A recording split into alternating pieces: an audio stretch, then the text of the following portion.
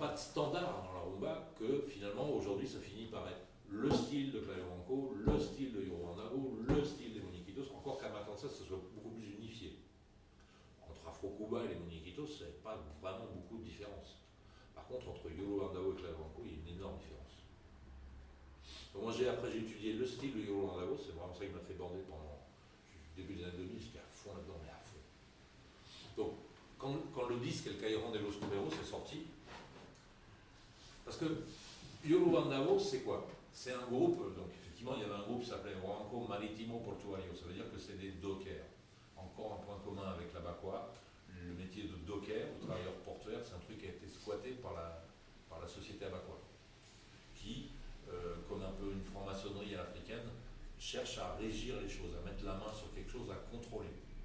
Donc les Abakwa ont contrôlé le business des estibadores, des dockers. Donc évidemment qu'il y a plein d'Abakwa qui sont entrés dockers. Donc docker, rumbero, caron, ça va ensemble, aussi dans ce contexte portuaire. Donc effectivement, avant Yoro Vandavo, il y avait un groupe exclusivement de dockers qui s'appelait Guaranco Marítimo Portuario. Ce qu'ils disent dans la pochette du disque, c'est que tous les membres de Yoro Vandavo de l'époque étaient dockers. C'est pas tout à fait vrai, je pense. Parce qu'il y a des pièces rapportées là-dedans. Chan et Chapotin, les deux chanteurs à la fondation de Yoro Vandavo, il y avait un autre chanteur aussi, qui est mort, une légende, qui s'appelle Calixto Callava. Calixto Callava est compositeur de rumba. Donc dans la première version de Yoro Vandavo, il chantait. Maintenant, Yoro Vandavo, Pancho Quinto, El Chori, Marino et un autre percu. Ils sont 4. Pour jouer un groupe où au départ ils ne jouent que des carones, mais à 3, pas à 2, à 3, et un 13 dos. Maintenant, ça n'a jamais été fixe, Yoro Vandavo. C'est pas toujours le même gars qui joue quinto, c'est pas toujours le même gars qui joue tumbado, c'est pas toujours 13 dos. Donc dans le premier disque, El Callejón del Rumbero, qui quand est sorti était quand même une révolution pour nous, c'est-à-dire qu'il y a des sons dans tous les sens, on ne comprend rien à qui fait quoi. Et il a fallu que moi je voie Yoro Vandavo sur scène pour comprendre qu'est-ce que c'est que ce merdier. Quand tu écoutes le disque, il y a tellement de sons différents que tu te dis qui joue quoi, tu sais pas. En fait. Par rapport à avant, on était dans Kong King, Kong, c'était quand même beaucoup plus facile à comprendre. Et là, d'un coup, il y a des sons dans tous les sens et on ne sait plus qui fait quoi. Alors, en fait, en voyant Yoro Vandavo la première fois, je me suis aperçu que le seul son qui n'a pas changé, c'est le 13 dos. Lui, il tient la baraque, il trace. Même si c'est Caron Tumba, enfin, Caron et une conga, bah, voilà, pas, le 13 dos, il n'a pas beaucoup changé. Ce qui a beaucoup changé, c'est le rôle du tumbado. Donc, on pourrait croire que Pancho Quinto joue tout le temps du tumbado, c'est pas du tout le cas. Dans El Callejón de los Cuberos, si vous regardez bien les crédits, il joue que 2 morceaux au tumbado. Ça veut dire que dans les premiers temps du Yoro Vandavo, il y avait 4 percus et ça tournait tout le temps. Jamais 2 morceaux, le même mec. Ça tourne. Donc aussi bien Marino que Choli, que même Roman Diaz, qui est un peu l'élève et qui va venir s'insérer là-dedans, il n'y a pas eu vraiment d'autres percus. Après, il y a eu Freddy Valdez, et le Freddy, qui est tout raide là, qui est au Canada maintenant, qui a été longtemps, bah, lui il a été dans tous les groupes de toute façon. Et puis, je ne vois pas de gens historiques comme ça, de percussionnistes de Yoro Vandavo, d'autres, de la première époque. Maintenant, si ces gens-là ont rajouté des congas dans leur système, c'est par hasard. Je vous ai déjà raconté l'histoire. Yoro Vandavo, c'est un groupe plus ou moins amateur, même s'ils embauchent quand même Calixto Callava, Chan et Chapotin, qui sont des gens qui sont déjà dans des groupes professionnels depuis longtemps. Après, Pancho Quinto, c'est un rumbero amateur. C'est un joueur de bata professionnel. Mais dans la rumba, ça n'a jamais été quelqu'un de professionnel au départ. Maintenant, Yoro Vandavo va connaître un succès phénoménal grâce à El Ambia.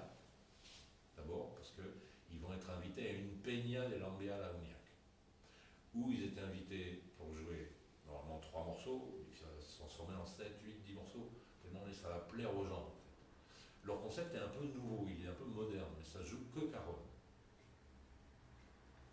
Alors là, à ce jour-là, craque sur eux un artiste qui n'a rien à voir avec la rumba, qui est un artiste de trova, on dit nueva trova, Pablo Millanes. C'est pas Joel Clodo, c'est juste Jacques Brel, quoi, ou Georges Brassens, quoi, l'équivalent. Et lui, il va craquer sur eux. C'est pour ça que dans leur premier disque, il y a hommage à Calixto Callava qui est mort, hommage à El Ambia, qui cite un poème, qui dit un poème, alors on introduit le disque, et des morceaux de Pablo dernier se craque sur eux et il va les présenter à toute une ribambelle de gens hyper connus. Merceita Valdés,